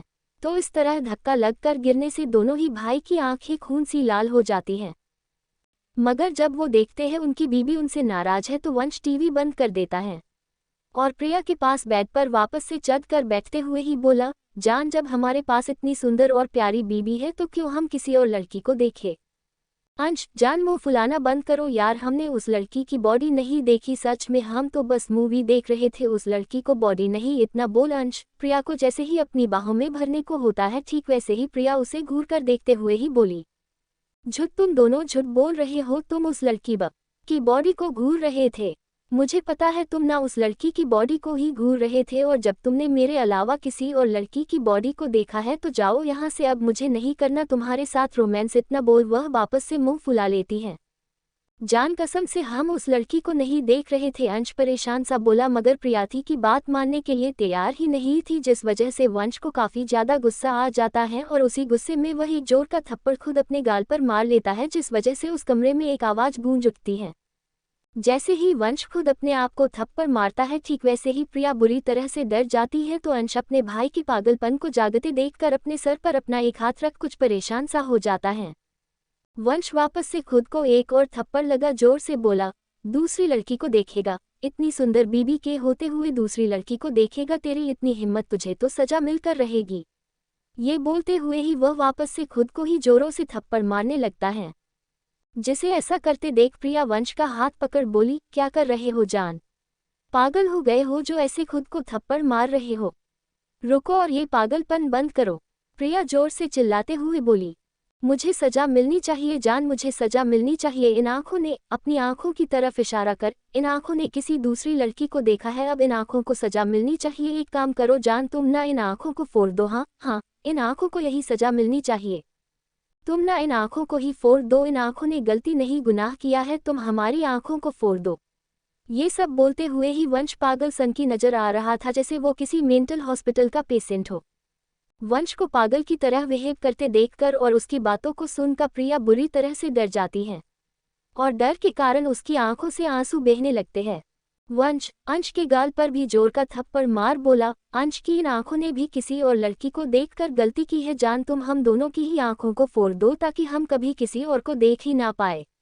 ये बोलते हुए ही वह सच में सनकी नजर आ रहा था। बस करो जान, बस करो अब, और नहीं मैं तुम्हारा ये पागलपन और नहीं देख सकती हूँ, शांत हो जाओ। नहीं देखा तुमने किसी और को, तुम्हारी इन आंखों ने सिर्फ मुझे ही देखा है और तुम्हारे होठों ने मुझे ही छुआ है, मेरे अलावा किसी और को नहीं देखी तुम दोनों की इन आंखों ने, और मैं इस बात को मान रही हूँ। तो अब शांत हो जाओ और पागल की तरह बनना बंद करो, मुझे डर लगता है तुम्हारा ये रूप देखकर। इतना बोल वह रोने लगती है। वंश अचानक से नॉर्मल होते हुए ही प्रिया के सारे आंसू साफ कर बोला, आई एम सॉरी जान, आई एम सॉरी। इतना बोल वह प्रिया के गले से लग जाता है तो प्रिया भी उसे रोकती नहीं है, वो बस खामोश सी अपने मन में बोली, ये दोनों ही पागल सनकी इंसान है। तू चाहकर भी इन दोनों से पीछा नहीं छुड़ा सकती है, और तूने इनसे पीछा छुड़ाने का सोची तो या तो ये खुद को दर्द देंगे या तुझे दर्द देंगे, और दर्द सहने से अच्छा होगा तुम इन पर हुक्म चलाते हुए आराम से जी, वरना तूने हुक्म नहीं चलाया तो ये दोनों तुझे गुलाम बना लेंगे, और जब तुझे यहाँ पर इनके साथ रहना ही है तो हर तरह से सुखी होकर रहना, डर कर या घुट कर मत जी। इतना सोचकर प्रिया अपने सारे आंसू साफ कर लेती है और धीरे से वंश से अलग होकर उसकी आंखों में देख बोली, जान क्या आज अपनी जान को प्यार नहीं करोगे? अब तक तुमने अपनी जान के साथ जबरदस्ती की है, मगर आज मैं चाहती हूँ तुम मुझे प्यार करो और आज हम वो सब करें जो आज से पहले नहीं किया। इतना बोल वह अंश की तरफ देखती है तो अंश प्रिया की बात सुनकर उसे ही देख बोला, तुम वंश के साथ एंजॉय करो, मैं घर जाता हूँ। इतना बोल वह जैसे ही वहां से उठने को होता है तो प्रिया उसका हाथ पकड़ उसे जाने से रोक लेती है, जिसके ऐसे रोकने पर अंश पलट कर उसे देखता है तो प्रिया मासूम सी नजरों के साथ ही बोली, जब पति दो है तो प्यार भी दोगुना मिलना चाहिए ना, और आज तो मैं चाहती हूँ तुम दोनों ही मुझे खुश करो, मगर आज मैं दर्द नहीं सुकून चाहती हूँ और वो महसूस करना चाहती हूँ जो मुझे महसूस होना चाहिए। तुम समझ रहे ना मेरी बात को? प्रिया उन दोनों को ही देख कर बोली। प्रिया की बात सुनकर वंश और अंश दोनों ही एक नज़र एक दूसरे को देखते हैं और प्रिया को देखते हैं जिसने उन दोनों का ही हाथ पकड़ रखी थी और दोनों को ही एक साथ अपने ऊपर बेड पर खींच लेती है, जिसके ऐसा करने पर अंश और वंश दोनों ही उसे देखने लगते हैं। जान लव मी, इतना बोल वह अपनी ड्रेस की चेन खुद खोल उसे अपने कंधे से नीचे खिसका देती है और दोनों की आंखों में देखने लगती है और उन्हें अपने ऊपर आने का इशारा करती है, जिसे समझकर अंश एक गहरी सांस लेता है और धीरे से प्रिया के होठों पर अपने होठों को रख उसे किस करने लगता है।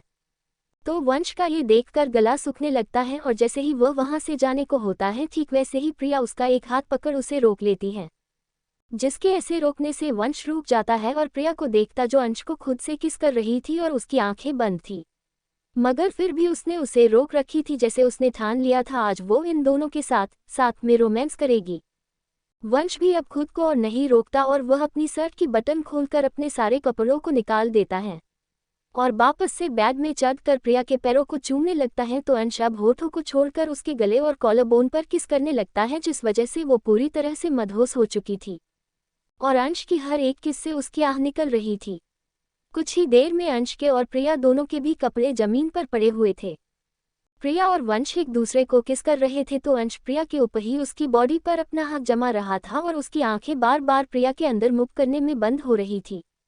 आधे घंटे तक प्रिया को प्यार करने के बाद जैसे ही अंश प्रिया से अलग होता है ठीक वैसे ही प्रिया अपनी आंखों में डिजायर लिए हुए ही वंश को देख बोली, जान अब तुम्हारी बारी है, मगर तुम्हें अच्छे से परफॉर्म करना होगा क्योंकि तुम्हारे भाई ने मुझे बिल्कुल भी खुश नहीं किया। इतना बोल वो अंश को देख अपना मुंह बना लेती है। मैंने तुम्हें दर्द ना हो इस बात का ध्यान रखा जान, और तुम बोल रही मैंने तुम्हें खुश नहीं किया? अंश मुंह लटका कर बोला। प्रिया मुंह बनाते हुए, दर्द नहीं देने को कही थी मगर मुझे खुश करने को तो बोली थी, मगर तुम उसमें फेल हो गए। अब तुम्हारे भाई की बारी है, जब उसका हो जाए तब तुम वापस से आ जाना, मगर इस बार अच्छे से करना सब। इतना बोल वह मुस्कुरा देती है और वंश को देखती है तो वंश के होठों पर एक चमक आ जाती है प्रिया की बात सुनकर और वह प्रिया के ऊपर आकर उसे किस करते हुए ही उसमें एंटर करता है और उसे अपने प्यार का एहसास कराने लगता है, जिस वजह से प्रिया की इस बार तेज सिसकी निकल रही होती है और उसके चेहरे पर दर्द के साथ सुकून भी नजर आने लगता है। साथ ही प्रिया की आंखों में आंसू भी होते हैं और वो उसी आंसुओं से भरी नजरों के साथ वंश को देख बोली, पहले मुझे दर्द दिया और आज सुकून दे रहे हो, ऐसा क्यों? क्या सच में तुम दोनों बदल गए या बस नाटक कर रहे हो? ये बोलते हुए ही उसकी आंखों में आंसू होते हैं। मैंने तुम्हें जो दर्द दिया वो कम तो नहीं कर सकता जान, पर अब से कोशिश रहेगी तुम्हें सिर्फ और सिर्फ सुकून देने की, वंश प्यार करते हुए ही बोला। जिसे सुन प्रिया ने अपनी आंखें वापस से बंद कर ली और वंश के प्यार को महसूस करने लगी। तीनों ही हस्बैंड वाइफ रात के करीब 12 बजे तक एक दूसरे को प्यार करते हुए ही काफी ज्यादा थक चुके होते हैं और सबसे ज्यादा थकान तो प्रिया के चेहरे पर नजर आ रही थी। और थकान हो भी क्यों ना, अपने दो डेविल पतियों का प्यार एक साथ जो पाई, वो भी घंटों तक, जिस वजह से वह इतनी ज्यादा थक चुकी थी कि उससे अब बैठा भी नहीं जा रहा था और वह बुरी तरह से थक कर बेड पर ही लुढ़क जाती है। जिसे ऐसे देखकर अंश प्रिया को अपनी गोद में उठाकर ही बाथरूम में ले जाता है और उसे अपने ही साथ सावर के नीचे खड़ा कर नहलाने लगता है। प्रिया के अंदर तो इतनी भी हिम्मत नहीं थी कि वो अपने पैर पर खड़ी भी हो सके, जिस वजह से अंश ने उसे संभाल कर खुद से चिपका रखा था। और करीब 20 मिनट तक पानी के नीचे खड़े रहने के बाद अंश उसे वापस से गोद में उठाकर कमरे में ले आता है और उसे बेड पर बिठा देता है, साथ ही उसे दूसरे कपड़े पहनाकर आराम से लिटा देता है और अपने कपड़ों को पहनने लगता है। तो अंश से बोला, मैंने खाना ऑर्डर किया है, अगर बेटर आए तो जान को खिला देना, मैं सावर लेकर आया। इतना बोलकर वंश जमीन में पड़े सारे कपड़ों को समेटकर बाथरूम में चला जाता है और थोड़ी ही देर में बेटर खाना भी ला देता है। जिसके बाद अंश प्रिया के पास जाकर प्यार से उसे जगाते हुए ही बोला, जान खाना आ गया है, चलो कुछ खा लो, उसके बाद आराम कर लेना। अंश प्यार से प्रिया के बालों पर हाथ फेरते हुए ही बोला, नहीं जान, मेरे अंदर इतनी हिम्मत नहीं है जो मैं बैठ भी सकूं, तुम खुद खा लो, खाना मुझसे नहीं हो पाएगा। प्रिया अपनी कमजोर सी आवाज में ही बोली।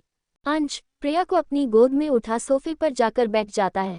तभी वंश भी नहाकर बाहर आता है और उन दोनों के पास ही आकर बैठ जाता है और प्रिया को देखता है, जो अंश के सीने से ऐसे लगी थी जैसे कोई मासूम सा खरगोश हो, जिसे वैसे देखकर वंश के होठों पर प्यारी सी मुस्कान आ जाती है और वह प्यार से प्रिया को देख खाने का निवाला बनाता है और प्रिया के होठों के सामने कर बोला, जान मुंह खोलो, मैं तुम्हें खिला देता हूँ।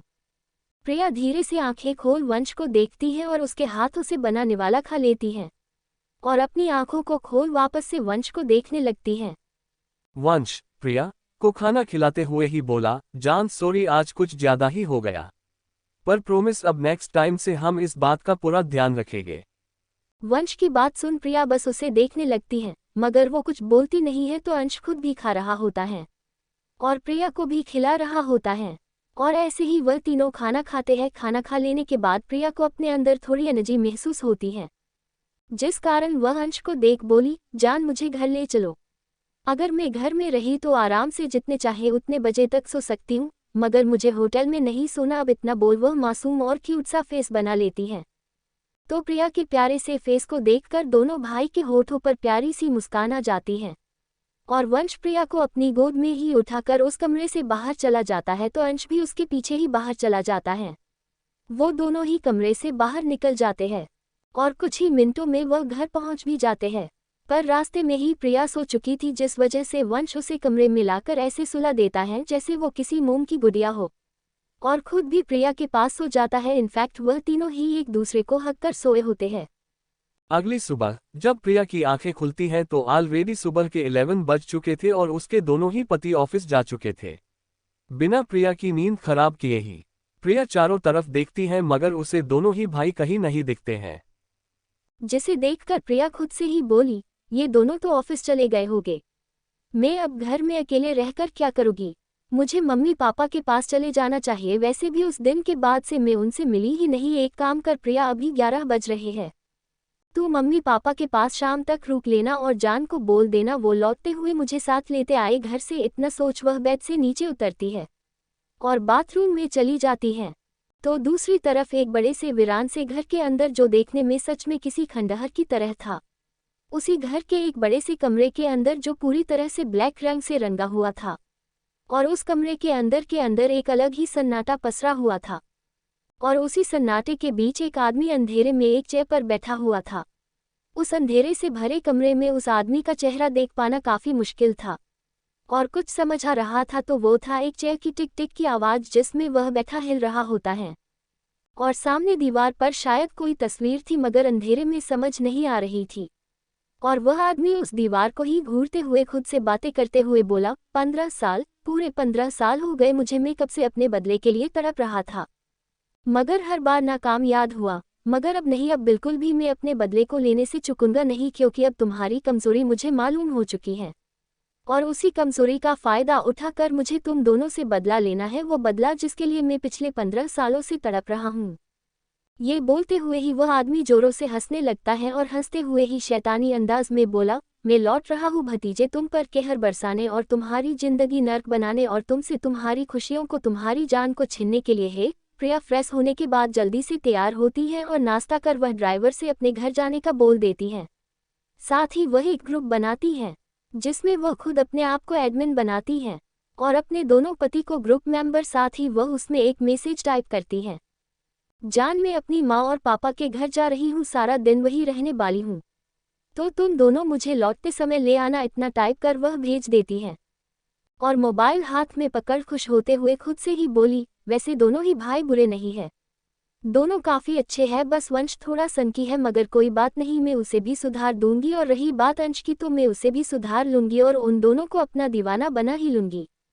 वैसे भी ये दोनों काफी हैंडसम है, रिच है, हर चीज में परफेक्ट है और लड़कियों के हैंडसम हन भी है, अगर मैं दोनों के साथ रहती भी हूँ तो कोई खराबी नहीं है। इतना सोच वह मुस्कुराने लगती है और रात को जो कुछ भी हुआ उसे याद कर शर्माने लगती है।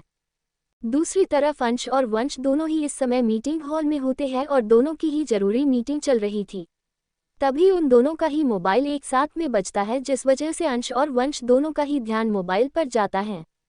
मगर अंश उसे इग्नोर कर मीटिंग पर ध्यान देता है तो वंश वह एक नज़र मोबाइल को देखता है जिसमें उसे व्हाट्सएप पर एक ग्रुप में मैसेज आया था, साथ ही प्रोफाइल में प्रिया की फोटो भी थी, जिसे देखकर वंश मोबाइल हाथ में उठाता है और प्रिया का मैसेज पढ़ता है।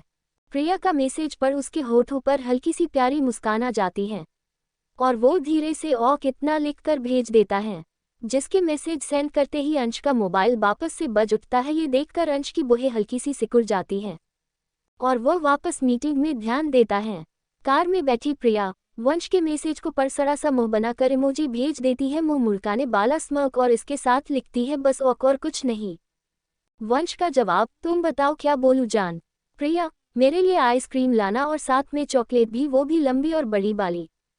वंश शरारती अंदाज में, रात में तो उतनी बड़ी और लंबी चॉकलेट खाई, अब और कितनी बड़ी चाहिए। वंश का जवाब, प्रिया को कुछ समझ नहीं आता इसलिए वह वापस से लिखी, मुझे डेयरी मिल्क चाहिए, बड़ी वाली और आइसक्रीम भी। वंश, ठीक है जान, तुम्हारे घर पहुंचते ही तुम्हें दोनों मिल जाएगा। प्रिया खुश होकर आई लव यू जान लिख देती है, जिसे पढ़कर तो वंश के दिल गिटार बजने लगते हैं।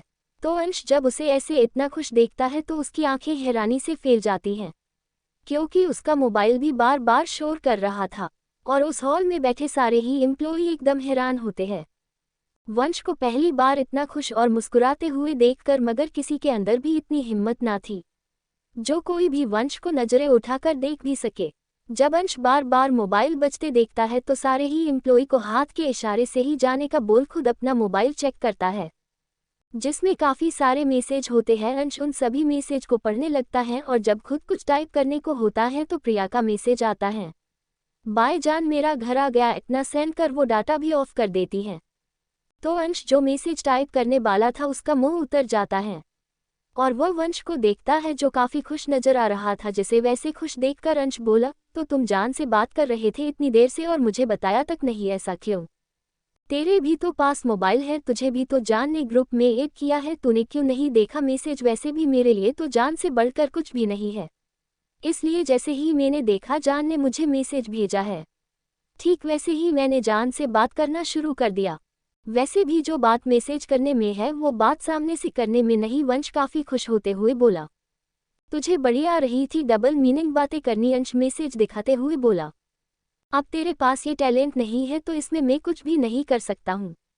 वैसे भी बीबी है मेरी, अगर मैंने डबल मीनिंग बातें कर भी ली तो कोई परेशानी नहीं। इतना बोलकर वह आंख बिंग कर देता है तो अंश बस खामोश सा रहता है। प्रिया अपनी माँ और पापा दोनों से मिलकर काफ़ी ज़्यादा खुश होती हैं और दोनों के ही गले लग जाती है, मगर वह दोनों ही प्रिया को देख थोड़े परेशान से बोले, हमने तो कहा था बेटा तुम भाग जाओ ये से, तो फिर तुम भागी क्यों नहीं? क्यों वापस आ गई उसी नर्क में? प्रिया की माँ रोते चिल्लाते बोली, मैं भाग जाना चाहती थी माँ, इनफैक्ट मैं भाग ही गई होती अगर वह वंश मुझे ढूंढ ना लिया हो। मगर मैं अब नहीं भागना चाहती माँ, मैं सच में नहीं भागना चाहती क्योंकि मैं जितना भागूंगी दोनों के गुस्से का शिकार उतना ज्यादा ही होगी। और मैं उनके गुस्से का शिकार नहीं हो सकती हूँ, इसलिए मैंने डिसाइड किया है मैं उन दोनों के साथ ही रहूंगी और उन दोनों को अपना पति भी मान लूंगी। वैसे भी शायद यही मेरी किस्मत होगी जिसमें मुझे दो पतियों का प्यार एक साथ ही मिले। प्रिया मुस्कुराते हुए बोली, पागल हो गई हो प्रिया, तुम एक साथ दो पतियों के साथ रहोगी? दिमाग तो खराब नहीं हो गया तुम्हारा? प्रिया के पिता बोले, नहीं पापा, मेरा दिमाग खराब नहीं हुआ है, बल्कि मैं समझ चुकी हूँ वो दोनों ही मुझे कितना ज्यादा प्यार करते हैं। वो दोनों सच में मुझे काफी ज्यादा प्यार करते हैं पापा। वंश तो मेरे लिए पागल ही है और अंश वो मुझे दर्द ना हो इसलिए खुद अपनी भावनाओं को मुश्किल से काबू करते हैं।